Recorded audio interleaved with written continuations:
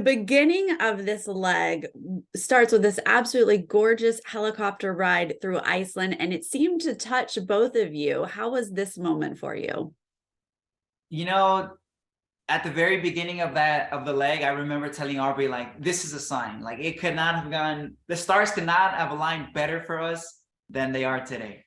You know, it's a helicopter ride. It's my joy, my love with my love, you know. It was like a perfect combination. Yeah, and then just seeing him light up, I was like, oh my gosh, David is going to be on his grind today. We are fighting for that, spot to race for $1 million. Like, we were on such a high, and then being on top of the glacier. Yeah. Like, we took a it was views that you only see like in pictures on websites. Like, it was such a beautiful view. Yeah, we were ecstatic. Now, you guys made a really interesting switch in your race to put David on the map, Aubrey driving, really seemed like a game changer. And then here we are in this leg having to switch back. I honestly got a little nervous. Aubrey, how were you feeling about this? Well, we had a double-edged sword because I don't drive stick. So, and when I saw that the car, or not even a car, it was like a truck. Monster spaceship, I think is what Derek called it. But I was like, David, that's all you, honey. I'll get back on the map. I choose this one. It really was a no-brainer. As soon as I opened the door and I saw the two knobs, I was like, yeah, I'm driving. Yeah. And then we see you later sort of deciding, should we turn around? What should we do? You don't see signs at one point. Aubrey, were you sort of falling back into those fears? Yeah, I think I second guessed myself so much with the map. It was just, I've never felt pressure reading a map like that before. Typically you can take your time, what are you doing? Where are you going? But in that moment, there's so much pressure, one, to get to the right space, and two, not letting my partner down. Mm-hmm. And that was not the race that I was going to let David down. Mm-hmm. And so there was just this added pressure that I had. So when we originally saw Lewis and Michelle turn around, I was like, listen, Michelle's good at directions. Like, let's go. Like, I'd rather follow them than be 10 minutes behind them, us figure it out later, and then have to catch up. So we turn around and then we see Derek like driving past us. And I was like, oh my gosh. Like, turn around. I was like, turn around. They were just in a circle. Claire's got like her compass and everything. She's like navigating. You're like, follow them. So, but honestly, it was an honest mistake. I didn't hold her to it because, like she said, we followed the team that was really good with direction. Yeah. Mm-hmm. Well, this takes us to the roadblock. David, you've rappelled down into a canyon full of water. Did the fear just kind of take over and you miss seeing that clue right at the start? I will be honest, that was a mistake on my end, because as we were rappelling, we were switching clips to work our way down. And I thought that was like just an extra like set of clips. So I jumped in the cave and I went the opposite way. It wasn't until I saw Lewis and I saw where his little headlamp was that I was like, oh, I missed it as soon as I jumped in. Yeah. Even though I saw it when I first jumped in, it was like a big mistake. But then we see you just like, it looked like you were jumping into water over and over again. You're going down waterfalls. I was so shocked at how calm you stayed the whole time. How were you feeling through this? The heights didn't scare me. Rappelling didn't scare me. The water intimidated me simply because I'm not a proficient swimmer. Like, it's not a forte of mine. So getting in the water, I told myself, like, all right, this is the second to last race. Like, there's no way, there's no room for fear. There's no room for like not trying. Mm-hmm. So I jumped in. I did the best that I could. It was a challenge. It definitely was a challenge, but I feel like I did the best that I could, and and you did it. And I did it. Yeah. I got out of the cave. I got the clue. I worked my way down. I jumped into the stream of water.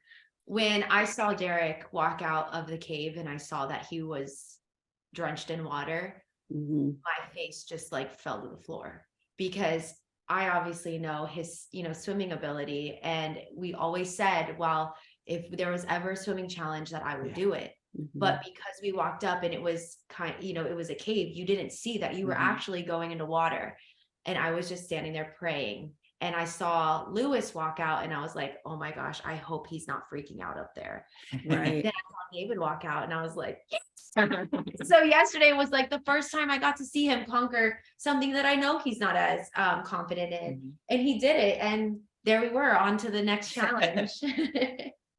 Well, speaking of, I mean, in the last episode, we see you have to, conquer your fear of heights. And again, it's a clue that doesn't really tell you it's a heights challenge. How were you getting through that tightrope, Aubrey?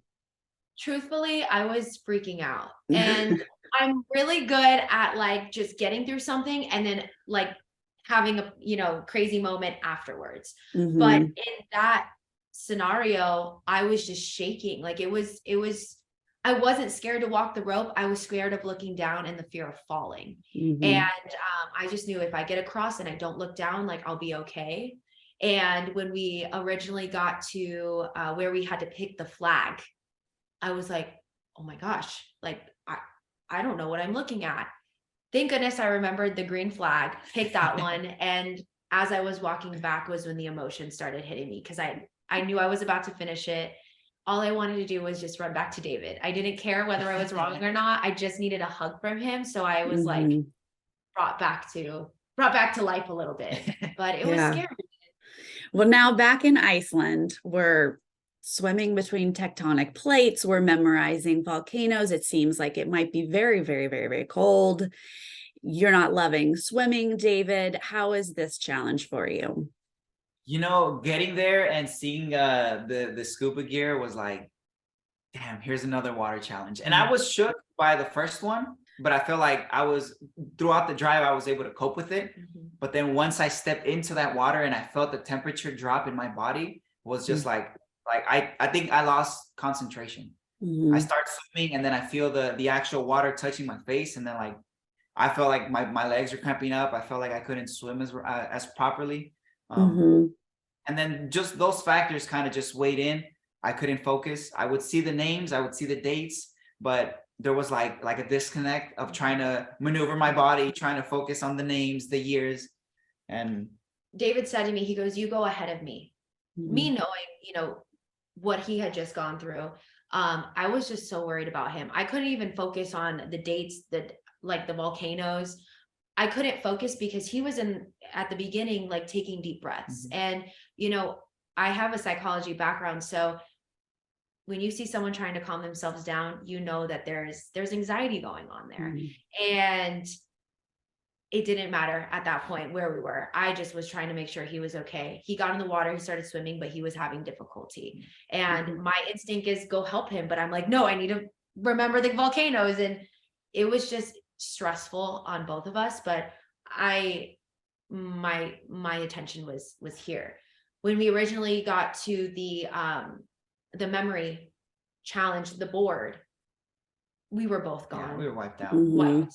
And then we decided to go back into the water. Again, it was a struggle, probably a bigger struggle than the first time, which they showed on TV. And at that point, when we saw Molly and Emily leave, I was like, why would we put ourselves through that again? Like, we know they're on their way to the pit stop. Like, it's not worth it. And I told him, I was like, your limit is my limit. So if you're done, we're done.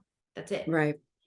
You're very aware that your last place at this point, as hard as it is to take a penalty, why go through that? Were you aware that you guys probably had so many wrong? Could you tell what you had wrong? So here's the part that I still try and figure out, because in the moment I was so determined that I had my answers correctly, but I guess it's just a matter of like, how well can you concentrate when you're borderline of a panic attack. I didn't realize I was having a panic attack at the moment, but the more I hear her talk about it and her side of the story, like I actually was. Yeah. Well, I imagine you were. I was just surprised that it was a calm panic attack, but I can only imagine what you were feeling inside. So when you guys get to the mat, I mean, Aubrey, when you told Phil that you've been watching him since you were young, like I got emotional. This was just such a beautiful moment, even though it's sad. What was this experience like for you guys? I think truthfully, we weren't originally a part of the cast. we were alternates. Every single time we got to the mat and Phil told us that we were going to, you know, the next destination, that was such a win for us. Like everyone had so much time to prepare and take in like their strategy and what they're going to do and this and that. We did it. We were along for the ride. We tried our best and we got to race 11 out of the 12 races on the Amazing Race. Like that alone is just such an accomplishment. Mm-hmm. But to be standing in front of Phil and knowing that I had been watching him for years, right? I was just like, you're not on my TV. You are in front of me telling me that I'm eliminated from the race. And I should be so sad, but I'm not, because I just can't believe we had this experience. To this day, I can't believe we had this experience. And then, you know, to stand there with Phil and to be in Iceland and all of our gear and holding hands with my boyfriend at the time, but now fiance, like, it doesn't get better. Yeah. Would $1 million have been amazing? Of course, anyone can do it with $1 million. But to have that experience, to walk away with my future husband, and for Phil to be standing in front of me being like, thank you for your time on the Amazing Race. It was incredible. That is. Now I have to ask you about your relationship with Derek and Claire. We saw them, you know, kind of help you with salting the fish. Then we see you work together. Were you guys already kind of working together, or did it amp up after the fish fry? I think it kind of just worked itself out that way because we both felt in need of returning the favor. The salt on the fish was like crucial. And so for us to be able to return the favor later on in the leg was our way of saying thank you. Yeah. You know, and not just with words, but with our actions. But truthfully, I mean, we started working together in Amman. So we got to, you know, the first roadblock together in Amman. We were working together to get there. And so it had been kind of ongoing in a very natural way. And, you know, we saw them last night. We watched our last episode with them and Austin and Nina, and, you know, they're just super awesome people. They really are. And yeah, our relationship on the race has continued to be the same outside of the race. So what is the highlight for you guys? I mean, you have had such an interesting story, being alternates, having hours to get on the race. You had so many legs where Phil was like, this might be it. Oh, wait, haha, not really. I mean, it was such an interesting, and like you said, all the way to the end, except for the final episode. Did you have a favorite leg, a favorite task? What was the highlight? I had different challenges, different favorite challenges and different, like, you know, scenery. I enjoyed the Ducati challenge. The Ducati challenge for me was like heaven. We still talk about the Ducati challenge every once in a while. it was heaven on earth because, you know, as a mechanic being in Ducati, it's like the Ducati factor, you know? Yeah. I think my favorite moment was actually our argument in France. They showed maybe 45 seconds of it, but that argument was a good like 8 to 10 minutes. Specifically because it was our breaking moment, not just on the race, but also in our relationship. We left France in such a different space because we had to talk through that issue. And we'd never been under pressure like that together before. Our pressures have always been outside and separate of our relationship. So for that to happen, like, that was so crucial. And I feel like if that wouldn't have happened, we wouldn't have walked away as strong as we are now. And honestly, I don't think we'd be engaged, you know, without that moment, because we really had to work through a couple things. So yeah, the Amazing Race did a lot for us. All right. Well, you had a beautiful engagement after the race. What are the wedding plans? Are they happening? They're in motion. Yeah, we have a date. We have a venue. Yeah. We're moving forward. Our save the dates are going out. Yeah, soon. they're going. Yeah, we're so excited. It has been cloud nine for us. But yeah, I'm excited to be his wife in a year. And I'm excited to be her husband. It's crazy. Well, that's wonderful. Congratulations to you guys, both in life and on the race. And it was lovely talking to you today. Thank you so much.